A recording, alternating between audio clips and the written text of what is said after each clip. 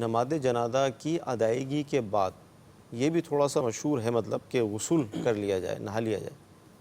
ہاں نہیں، یہ عمومی طور پر جو لوگ غسل دینے والے ہوتے ہیں ان کے لیے یہ خاص معروف طور ہوتا پر ہے کہ جن لوگوں نے میت کو غسل دیا ہے ان کے بارے میں یہ معروف ہوتا ہے کہ یہ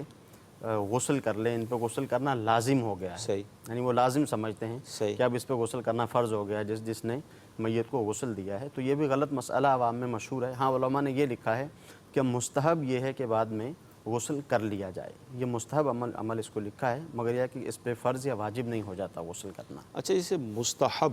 جو ہے، یعنی مستحب پھر یعنی واجب، فرض، یہ جو تقسیم ہے، شرعی تقسیم ہے، تو ایسا تو نہیں کہ جو چیز مستحب تھی تو بڑوں نے اس کو اس انداز میں لیا اور وہ نیچے تک جو اتری تو وہ لوگوں نے اس کو فرضی سمجھ لیا، یعنی لازمی؟ یہ بھی ممکن ہے، یہ بھی ممکن ہے کہ جیسے کسی بزرگ کو انہوں نے خاندان کے کسی بزرگ کو دیکھا کہ جب انہوں نے وہ میت کو غسل دیا، میت ٹھیک کو غسل دینے کے بعد انہوں نے خود غسل کیا، صحیح اور انہوں نے کہہ بھی دیا کہ میں نے اس وجہ سے غسل کیا ہے کیونکہ میں نے میت کو غسل دیا تھا۔ صحیح اب ان کا جو کہنا تھا وہ تو اسی اعتبار سے تھا کہ میں نے ایک مستحب عمل کیا ہے،